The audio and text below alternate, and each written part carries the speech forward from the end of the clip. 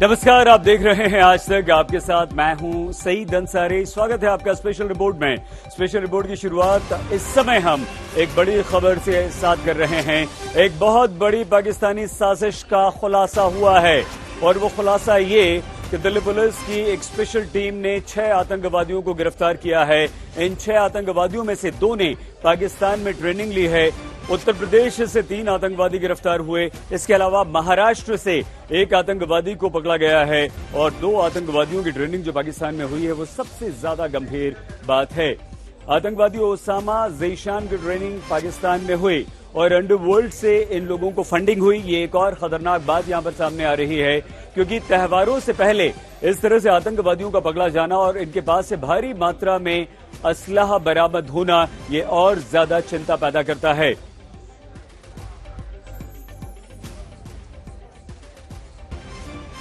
जान मोहम्मद शेख हैं, ये महाराष्ट्र के रहने वाले हैं, 47 इयर्स एज है।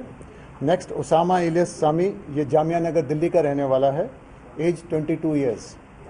थर्ड है मूलचंद एलियस लाला, 47 इयर्स, रायबरेली यूपी का रहने वाला है। ज़ीशान कमर, ये इलाहाबाद यूपी का रहने वाला है, 28 इयर्स। पांचवा है मोहम्मद अबू बकर, ये बहराइच यूपी का रहने वाला है और लेकिन अभी आजकल हाल फिलहाल में ये दिल्ली में रह रहा था, इसकी एज 23 इयर्स। और आखिरी मोहम्मद आमिर जावेद, ये लखनऊ का रहने वाला है, 31 साल उम्र। आज सुबह इसको ऑपरेशन को कंक्लूड करते हुए हमने सिमल्टेनियसली कई राज्यों में रेड करी। सबसे पहले एक महाराष्ट्र के रहने वाले समीर नाम के आदमी को गिरफ्तार करा है। इसको कोटा में एक ट्रेन में हमने गिरफ्तार करा। उसके बाद 2 आदमी दिल्ली में गिरफ्तार हुए और इनसे जो आगे बातचीत मिली प्लस जो हमारे पास टेक्निकल इनपुट्स थे उसके ऊपर फिर यूपी में जहां हमारे पास यूपीएटीएस का बहुत क्लोज कोऑपरेशन रहा, यूपीएटीएस के साथ मिलकर हमने 3 लोग वहां से अरेस्ट करे हैं। इसमें जैसा मैंने बताया 2 आदमी ऐसे हैं जो कि अभी अप्रैल में यहाँ से मस्कट गए थे। यहाँ से वो बाय एयर गए और वहाँ से मस्कट से इनको by ship and boat Pakistan ले जाया गया। वहाँ ग्वादर पोर्ट के पास एक फार्म हाउस में इनको रखा गया और जहाँ पर कि इनको एक्सप्लोजिव बनाने में और साथ में fire arms including AK-47 handle और फायर करने की ट्रेनिंग दी गई। आइए हम आपको सीधे इस वक्त लिए चलते हैं। हिमांशु मिश्रा हमारे संवाददाता दिल्ली से हमारे साथ जुड़ चुके हैं। हिमांशु, कैसे इनपुट्स मिले, कितनी बड़ी ये सफलता है और वो कौन कौन से शहर थे त्योहारों से पहले जो इन आतंकवादियों के निशाने पर थे? हिमांशु, देखिए, सबसे पहले पुलिस को ये खुफिया एजेंसी जो है उनके जरिए पुलिस को ये जानकारी मिली थी। उसके बाद जब पुलिस ने काम करना शुरू किया तो पुलिस को पता लगा ये सिर्फ दिल्ली में नहीं बल्कि ये कई स्टेट्स में ये पूरा ऑपरेशन, ये पूरी साजिश चल रही है। जिसके बाद एक साथ पुलिस ने साइमल्टेनियसली कई जगहों पर रेड किया। राजस्थान के पास कोटा से चलती ट्रेन से समीर को उठाया गया जो महाराष्ट्र का रहने वाला है। दिल्ली से 2 संदिग्धों की गिरफ्तारी हुई। उसके बाद यूपी से 3 संदिग्धों की गिरफ्तारी की गई। एक साथ ये सारी गिरफ्तारी हुई और इलाहाबाद में जो रेड किया गया वहां से अच्छी खासी बरामदगी हुई जिसमें आईईडी भी शामिल है। लेकिन जो सबसे बड़ी चीज यहां पर निकल के आई वो ये पूरे ऑपरेशन से कि गैंगस्टर यानी दाऊद डी कंपनी का इस पूरे मामले में सीधा रोल निकल के आया है। उनके जो लोग शामिल थे उनको आईएसआई ने यह काम दिया हुआ था कि एक तो जो स्लीपर सेल के जरिए उनके आतंकियों के पास जो सामान पहुंचा हुआ है, जो विस्फोटक पहुंचा हुआ है, उसकी ट्रांसपोर्टेशन की जिम्मेदारी दी गई थी ये जो दाऊद गैंग के जो थे। और इसके अलावा जो फंडिंग है, हवाला के जरिए फंडिंग, पैसे का इंतजाम करना भी उनकी जिम्मेदारी थी। यही वजह है कि सुरक्षा एजेंसियों का, स्पेशल सेल का, दिल्ली पुलिस का यह कहना है कि अभी ये ऑपरेशन और आगे चलेगा और इसमें और गिरफ्तारियां भी होंगी। जी बिल्कुल ठीक है हिमांशु मिश्रा हमारे संवाददाता दिल्ली से जानकारी दे रहे थे। दिल्ली पुलिस के स्पेशल सेल की ये बड़ी सफलता इसलिए भी है क्योंकि इन आतंकवादियों के पास आरडीएक्स और भारी मात्रा में गोला बारूद भी मिला है जो बहुत ज्यादा खतरनाक हो सकता था। और स्पेशल रिपोर्ट में अब खबर प्रधानमंत्री नरेंद्र मोदी के मिशन अलीगढ़ की। आज प्रधानमंत्री नरेंद्र मोदी अलीगढ़ में थे, उसी अलीगढ़ में जहां से पीएम मोदी ने 2022 चुनाव की प्रस्तावना पढ़कर सुनाई। मोदी करीब 40 मिनट तक बोले। मोदी विरोधियों पर जमकर बरसे, योगी पर बोले, जाट राजा पर बोले। मोदी के 40 मिनट के भाषण का सारांश हम आपको सिर्फ 10 बिंदु में समझाते हैं। मोदी ने जो कुछ भी कहा, क्यों कहा? क्या पीएम मोदी के अलीगढ़ संबोधन से पश्चिमी उत्तर प्रदेश में बीजेपी ने चुनावी बुगुल फूंक दिया है?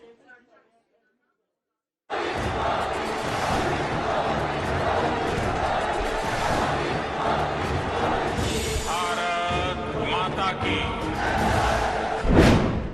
40 मिनट के भाषण का संपूर्ण विश्लेषण। राजा महेंद्र प्रताप सिंह जी, राजा महेंद्र प्रताप सिंह ने राजा महेंद्र प्रताप सिंह जी के बारे में, राजा महेंद्र प्रताप सिंह जी के जीवन से, राजा महेंद्र प्रताप सिंह जी, राजा महेंद्र प्रताप जी, राजा महेंद्र प्रताप सिंह जी, राजा महेंद्र प्रताप सिंह जी को जरूर याद करना, आपका हौसला बुलंद हो जाएगा। चुनावी रण में क्या है मोदी का अलीगढ़ प्रण? अलीगढ़ का ताला सुरक्षा के लिए अलीगढ़ के भरोसे रहते थे। अलीगढ़ नोड नए मौके बनाएगा। मोदी ने एक तीर से कितने निशाने लगाए? एक दौर था शासन प्रशासन गुंडों और माफियाओं की मनमानी से चलता था। पुश्तैनी घर छोड़ना पड़ा, पलायन करना पड़ा। उत्तर प्रदेश में मोदी ने चुनावी बिगुल फूंक दिया। योगी जी और उनकी पूरी टीम ने उत्तर प्रदेश को नई भूमिका के लिए तैयार किया है। क्या अब की बार बीजेपी का कल्याण करेंगे जाट? आज कल्याण सिंह जी हमारे साथ होते, अलीगढ़ की नई पहचान को देखकर बहुत खुश हुए होते। देश के जिन छोटे किसानों की चिंता चौधरी साहब को थी, प्रधानमंत्री मोदी का अलीगढ़। 21वीं सदी में ये मेरा अलीगढ़ हिंदुस्तान की सीमाओं की रक्षा करने का काम करेगा।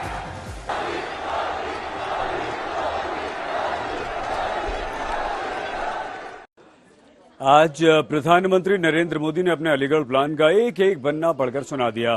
पीएम मोदी ने बताया कि अलीगढ़ को नई पहचान मिलेगी। पीएम मोदी का क्या है ये अलीगढ़ प्लान, आइए हम आपको बताते हैं। 20वीं सदी की उन गलतियों को आज 21वीं सदी का भारत उन गलतियों को सुधार रहा है। राजा महेंद्र प्रताप सिंह जी जिस तरह एक लक्ष्य, एक निष्ठ होकर भारत की आजादी के लिए जुटे रहे, वो आज भी हम सबको प्रेरणा देता है। करीब 40 मिनट के भाषण के जरिए प्रधानमंत्री मोदी ने उत्तर प्रदेश की सियासी पिच पर कई शॉट्स लगाए। एक एक शॉट्स के पीछे चुनावी रणनीति है। रफ्तार देने का एक प्रयास। मोदी ने 2022 के चुनावी मैदान पर जो शॉट लगाए, सबसे पहले उसके बारे में बताते हैं, यानी अलीगढ़ को नई पहचान देने वाला शॉट, विश्वविद्यालय के जरिए पश्चिमी यूपी के जाट वोटरों का दिल जीतने वाला शॉट, पलायन का जिक्र करके लॉ एंड ऑर्डर वाला शॉट मारा, तो वहीं चौधरी चरण सिंह का नाम लेकर किसान आंदोलन को लेकर डैमेज कंट्रोल वाला शॉट लगाया। आज हम आपको मोदी के एक एक सियासी शॉट के पीछे का पूरा मतलब समझाएंगे। आज प्रधानमंत्री मोदी ने अलीगढ़ में राजा महेंद्र प्रताप सिंह राज्य विश्वविद्यालय की आधारशिला रखी। अलीगढ़ में ही डिफेंस कॉरिडोर की नींव भी रखी। सरल शब्दों में आपको बताएं तो प्रधानमंत्री ने अलीगढ़ को नई पहचान देने का ब्लूप्रिंट दुनिया के सामने रखा। Point two point mission Aligarh के विजन की व्याख्या की।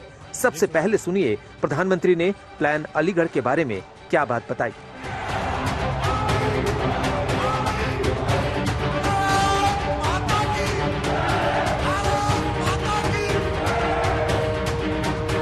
देश के प्रधानमंत्री के नाते मुझे एक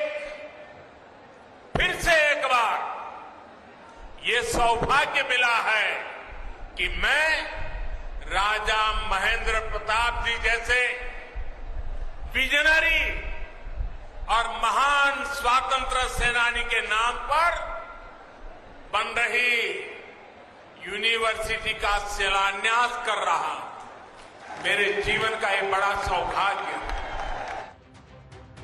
अलीगढ़ मुस्लिम विश्वविद्यालय पहले से है, तो क्या राजा महेंद्र प्रताप सिंह राज्य विश्वविद्यालय उसके समानांतर एक दूसरी यूनिवर्सिटी होगी? दोनों में क्या कुछ अलग होगा? वैसे भी अलीगढ़ मुस्लिम विश्वविद्यालय दुनिया भर में एक अलग पहचान रखती है, तो नए विश्वविद्यालय के पीछे का प्लान क्या है? ये विश्वविद्यालय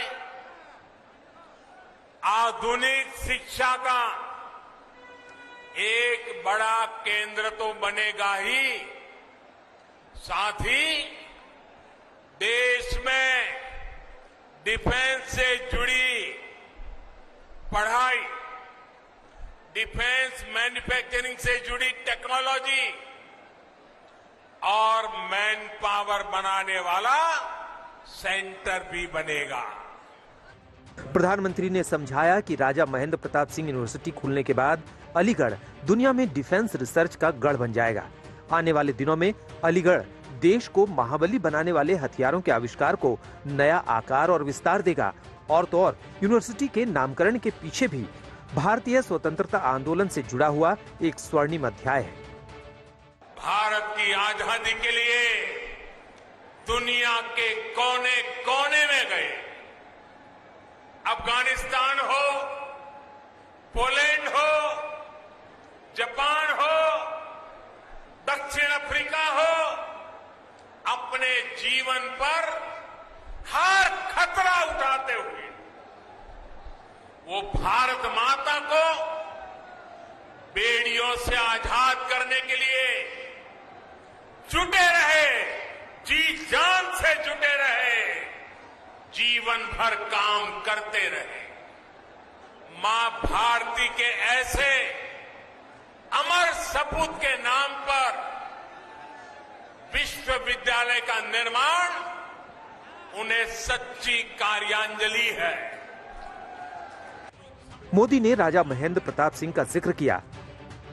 अलीगढ़ मुस्लिम यूनिवर्सिटी के लिए भी बड़ी जमीन राजा महेंद्र प्रताप सिंह जी ने ही दी थी। एक बार नहीं बल्कि कई बार अपने भाषण के दौरान उनका नाम लिया। मैं देश के युवाओं को कहूंगा कि जब भी उन्हें कोई लक्ष्य कठिन लगे, कुछ मुश्किलें नजर आए, तो मेरा आपसे अनुरोध है वो आप राजा महेंद्र प्रताप सिंह जी को जरूर याद करना, आपका हौसला बुलंद हो जाएगा। बड़ी बात यह है कि राजा महेंद्र प्रताप सिंह जाट समुदाय के थे और अलीगढ़ उसी पश्चिमी यूपी का हिस्सा है जहां जाट चुनावी जीत के लिए बड़ा फैक्टर है। तो क्या जाटलैंड में राजा महेंद्र प्रताप सिंह यूनिवर्सिटी के पीछे बीजेपी का वोट गणित है? आज तक ब्यूरो। और आइए अब हम आपको पश्चिमी उत्तर प्रदेश में जाट वोट बैंक का एक्स फैक्टर बताते हैं। उससे पहले हम ये भी बता दें कि पीएम मोदी ने आज एक तीर से कई सारे निशाने साधे। पीएम मोदी ने अपने भाषण के जरिए किसे क्या संदेश दिया है, समझिए।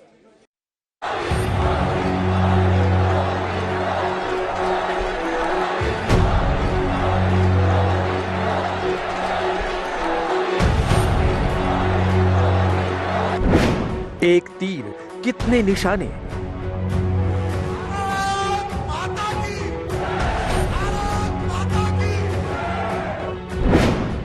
मोदी का मिशन उत्तर प्रदेश। स्वागत, अभिनंदन।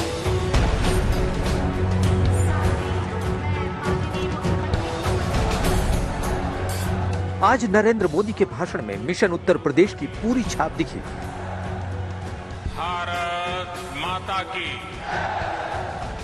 मोदी ने कुछ नामों के सहारे अपनी नीति और नीयत की व्याख्या की, तो वहीं बिना नाम लिए अपने विरोधियों पर निशाना साधा। आज हम आपको मोदी के भाषण का एक्स फैक्टर बताते हैं। सबसे पहले बात उन नामों की जो मोदी की जुबान पर कई बार आए। राजा महेंद्र प्रताप सिंह, कल्याण सिंह, चौधरी चरण सिंह, योगी आदित्यनाथ। राजा महेंद्र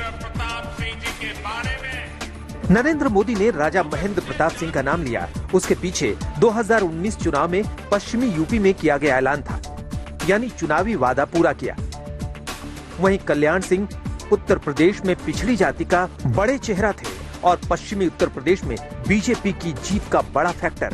आज मोदी ने कल्याण सिंह को याद करके पिछड़ी जाति को संदेश दिया है। आज कल्याण सिंह जी हमारे साथ होते तो राजा महेंद्र प्रताप सिंह राज्य विश्वविद्यालय और डिफेंस सेक्टर में बन रही अलीगढ़ की नई पहचान को देखकर बहुत खुश हुए होते और उनकी आत्मा जहां भी होगी हमें आशीर्वाद देती होगी। पश्चिमी उत्तर प्रदेश की धरती पर जननायक चौधरी चरण सिंह का नाम प्रधानमंत्री मोदी ने लिया। नाम के पीछे वजह क्या, आप मोदी से सुनिए। किसानों की चिंता, जो रास्ता चौधरी साहब ने दिखाया, उनसे देश के खेती मजदूरों और छोटे किसानों को कितना लाभ हुआ, ये हम सभी जानते हैं। योगी जी, मोदी ने एक बार नहीं कई बार योगी आदित्यनाथ का नाम लिया। मैसेज बीजेपी के कैडर और उत्तर प्रदेश की जनता को दिया कि सब कुछ ठीक है, चेहरा योगी ही होंगे। आज उत्तर प्रदेश डबल इंजन सरकार के डबल लाभ का बहुत बड़ा उदाहरण है। योगी जी और उनकी पूरी टीम ने सबका साथ, सबका विकास, सबका विश्वास के मंत्र पर चलते हुए उत्तर प्रदेश को नई भूमिका के लिए तैयार किया है। ये वो नाम है जो प्रधानमंत्री की मोदी की जुबान पर नहीं आए, लेकिन निशाने पर रहे। अखिलेश यादव, राकेश टिकैत, मुख्तार अंसारी, अतीक अहमद। मोदी ने बिना नाम लिए अखिलेश यादव पर सियासी प्रहार किया। वो दिन मैं भूल नहीं सकता हूं जब 2017 से पहले गरीबों की हर योजना में यहां रोड़े अटकाए जाते थे। एक एक योजना लागू करने के लिए दर्जनों बार केंद्र की तरफ से चिट्ठी लिखी जाती थी, लेकिन यहां उस गति से काम नहीं होता था। प्रधानमंत्री की टिप्पणी पर अखिलेश यादव ने पलटवार किया। प्रधानमंत्री जी को होम डिपार्टमेंट का, और अगर होम डिपार्टमेंट का डेटा नहीं मंगा सकते तो कम से कम डायल 100 का डेटा मंगाना चाहिए और उन्हें देखना चाहिए कि आखिरकार उत्तर प्रदेश में अपराध कौन बढ़ा रहा है, और कम से कम मुख्यमंत्री जी को ये निर्देश देकर के जाएं कि टॉप 10 माफिया उत्तर प्रदेश के कौन हैं। वैसे प्रधानमंत्री मोदी ने बिना नाम लिए जेल में बंद माफिया मुख्तार अंसारी और अतीक अहमद का जिक्र किया, तो वहीं पश्चिमी यूपी के लॉ एंड ऑर्डर पर बड़ी बात कही। एक दौर था जब यहां शासन प्रशासन गुंडों और माफियाओं की मनमानी से चलता था, लेकिन अब वसूली करने वाले, माफिया राज चलाने वाले सलाखों के पीछे हैं। इसी क्षेत्र में 4-5 साल पहले परिवार अपने ही घरों में डर करके जीते थे। कितने ही लोगों को अपना पुश्तैनी घर छोड़ना पड़ा, पलायन करना पड़ा। आज यूपी में कोई अपराधी ऐसा करने से पहले 100 बार सोचता है। मोदी ने कृषि कानून पर आंदोलन कर रहे राकेश टिकैत पर भी निशाना साधा। यहाँ के बेटा बेटियों के सामर्थ्य को और बढ़ाना है, और विकास विरोधी हर ताकत से उत्तर प्रदेश को बचाना है। राजा महेंद्र प्रताप सिंह। यानी मोदी ने साफ कर दिया है कि आगे की चुनावी रणनीति क्या होगी, चुनावी एजेंडा क्या है, मुद्दे क्या होंगे। आज तक ब्यूरो। और आइए अब हम आपको दिखाते हैं ऑपरेशन देवदूत। गुजरात में भारी बारिश और बाढ़ से स्थिति लगातार बिगड़ती जा रही है। सौराष्ट्र क्षेत्र के कुछ जिलों में पिछले 36 घंटों से लगातार बारिश हो रही है। कई इलाके बाढ़ की चपेट में हैं। स्थिति इतनी खराब है कि रेस्क्यू ऑपरेशन के लिए एयरफोर्स से लेकर नेवी तक को उतारना पड़ा। एनडीआरएफ की दर्जन भर टीमें लोगों की जिंदगी बचाने के लिए जी जान से जुटी हुई हैं।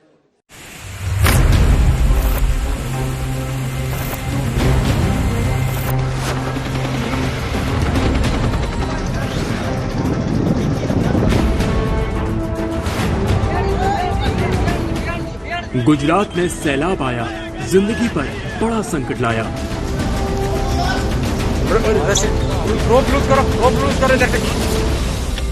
ना घर बार बचे, ना कार, मच गया हाहाकार।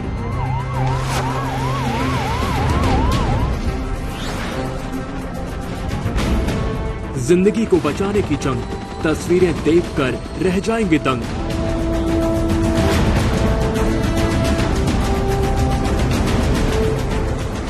रेस्क्यू ऑपरेशन में एनडीआरएफ और एयरफोर्स ने दिखाया दम।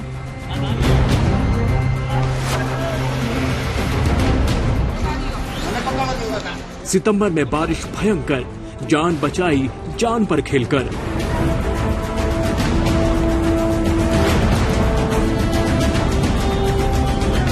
देखिए रोंगटे खड़े कर देने वाले रेस्क्यू ऑपरेशन।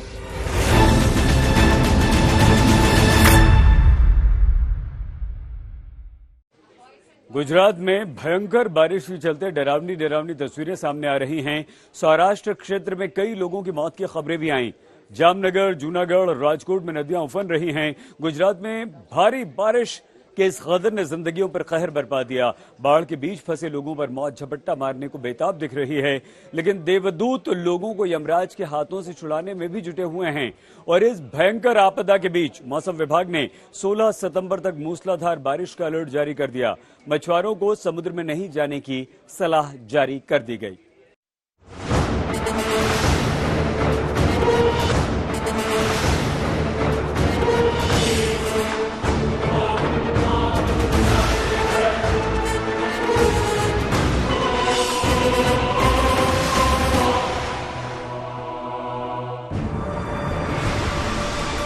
ये गुजरात का हाल है।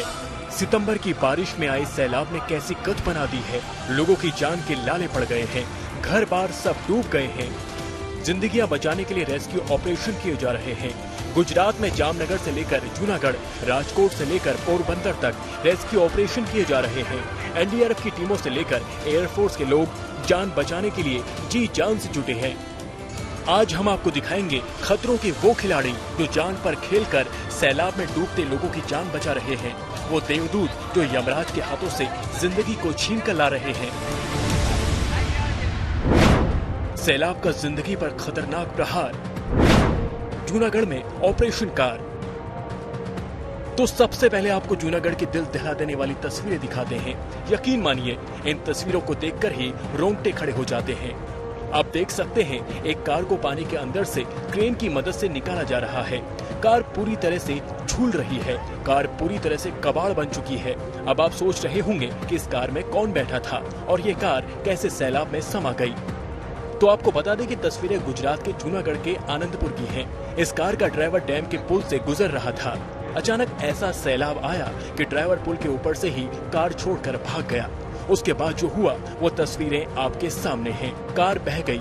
जैसे ही सैलाब कम हुआ तो इस कार को क्रेन की मदद से निकाला जा रहा है।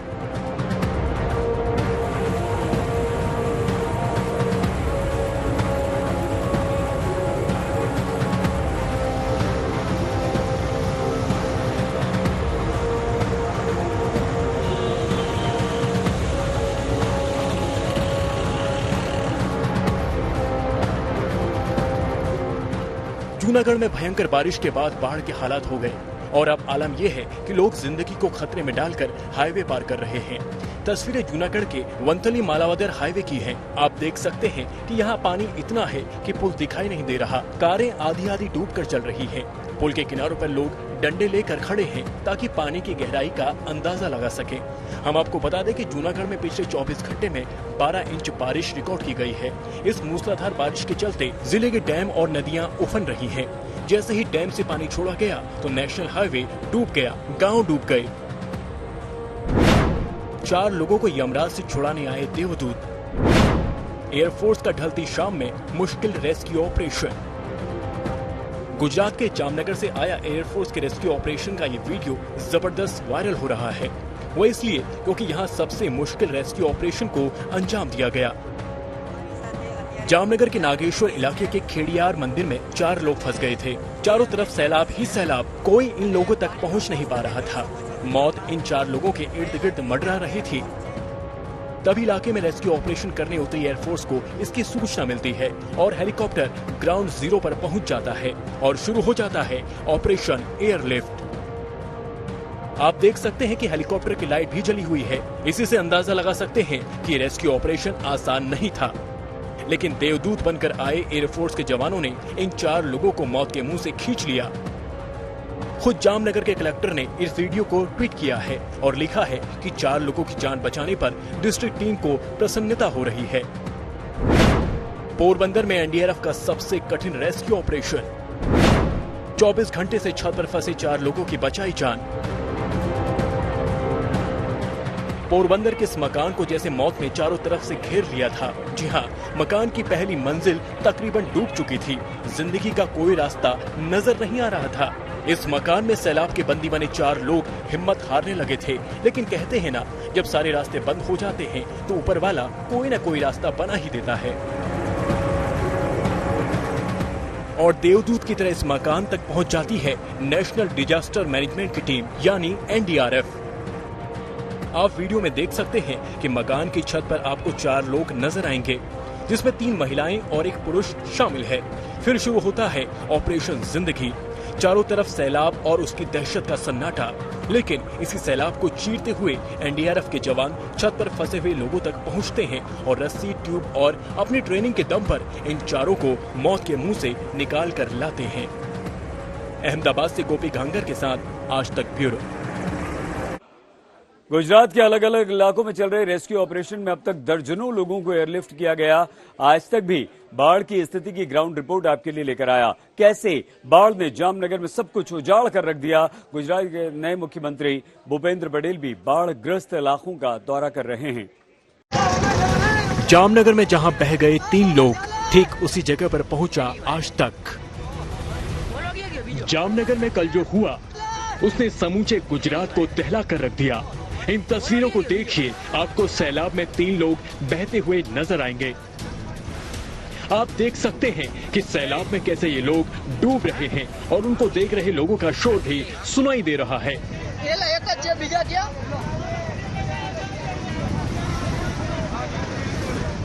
हम आपको बता दें, इन 3 लोगों में 2 लोगों को वहां मौजूद लोगों ने बचा लिया था, लेकिन एक शख्स लापता हो गया, जिसकी बॉडी आज मिली है। आज तक की टीम जामनगर में ठीक उसी जगह पर पहुंची जहां ये 3 लोग बह गए थे। आज वहां पानी तो नहीं है, लेकिन एक ऑटो डूबा हुआ पड़ा है। लोगों की भीड़ भी जुटी हुई है। आप देख लीजिए, यहाँ पर ये ऑटो रिक्शा जो अभी पानी में डूबा हुआ नजर आ रहा है, यहाँ के लोग बताते हैं कि कहीं ज्यादा था और बहुत ज्यादा पानी था और यहाँ पर 3 लोग बह गए थे। कुछ लोग यहाँ पे जो खड़े थे उन्होंने उनका वीडियो भी बनाया था बहते हुए लोगों का और कुछ लोगों ने उनको बचाया। 3 लोगों में से 2 लोगों को बचा पाए थे। एक मिसिंग रिपोर्ट किया गया था, जिसको आज सवेरे एनडीआरएफ ने एक दूसरे ही बहुत आगे एक गांव है वहां पर उसकी जो बॉडी है उसको निकाली है। गुजरात में इतनी भयंकर बारिश हुई कि जल प्रलय जैसे हालात हो गए। सड़कों पर सैलाब में कारें बहती हुई नजर आई। घर मकान डूब गए। जामनगर और राजकोट समेत गुजरात के कई इलाकों में बारिश ने गदर मचा दिया। सैलाब में सबसे बुरी गत बनी जामनगर की। वायुसेना के हेलीकॉप्टर जीवन रक्षा में जुट गए। एनडीआरएफ की टीमें सैलाब के बीच फंसे लोगों की जान बचाती हुई नजर आई।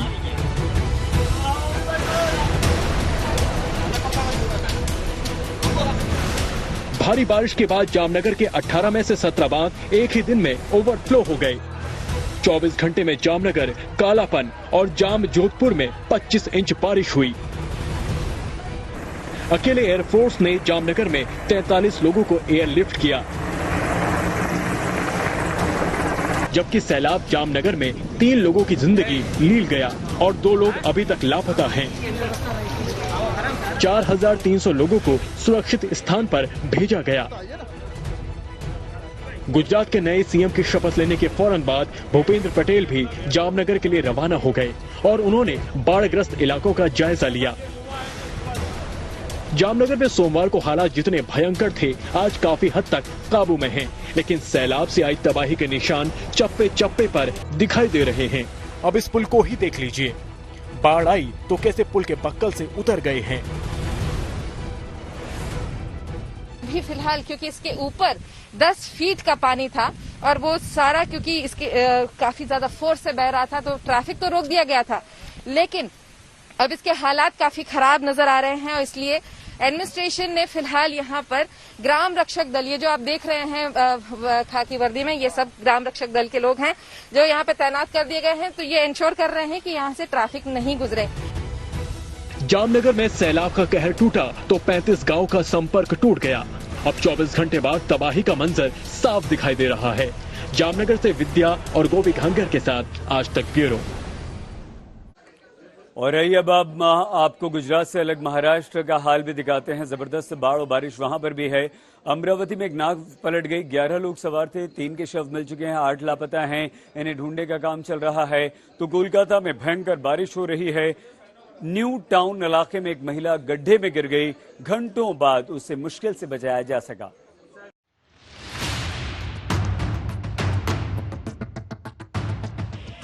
महाराष्ट्र के अमरावती में दर्दनाक हादसा, नदी में पलटी नाव, 11 लोग डूबे, रेस्क्यू ऑपरेशन जारी। महाराष्ट्र के अमरावती में दर्दनाक हादसा हो गया। एक नाव पर सवार होकर 11 लोग जा रहे थे। अचानक वर्धा नदी इन लोगों के लिए काल बन गई। इसके बाद की तस्वीरें आप देख सकते हैं। पूरा गांव नदी के किनारे इकट्ठा हो गया है। गोताखोर लोगों की तलाश कर रहे हैं। नाव के जरिए सर्च ऑपरेशन चलाया जा रहा है। घंटों की मशक्कत के बाद 3 लोगों के शव बरामद हो गए। इनमें एक 3 साल की बच्ची और 48 साल का एक शख्स है। बाकी 8 लोगों का कोई सुराग नहीं मिल रहा।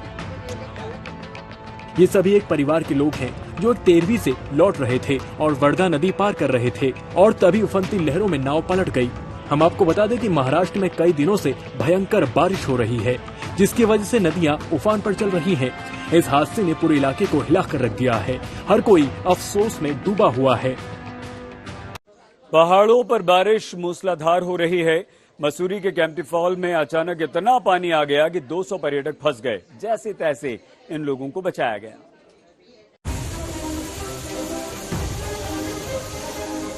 ये उत्तराखंड के मसूरी के कैंपटी फॉल का रौद्र रूप दिख रहा है। उत्तराखंड में ऊंचाई वाले इलाकों में भारी बारिश के बाद कैंपटी फॉल में अचानक पानी बढ़ गया, जिसके चलते 200 टूरिस्टों का रेस्क्यू ऑपरेशन करना पड़ा। पानी की रफ्तार इतनी भयंकर थी कि आसपास के लोग भी सहम गए। और अब उत्तराखंड में चमोली के पागल नाले की ये तस्वीर देखिए। नाला भयंकर उफन रहा है। हालात ये है कि बद्रीनाथ नेशनल हाईवे 58 बंद हो चुका है और रास्ते के दोनों तरफ कई किलोमीटर लंबी लाइनें लगी हुई हैं। रुद्रप्रयाग में भी बारिश से बुरा हाल है। केदारनाथ हाईवे से लेकर बद्रीनाथ हाईवे तक जगह जगह लैंडस्लाइड हो रहा है और मलबा सड़कों पर आ गया है। आज तक ब्यूरो।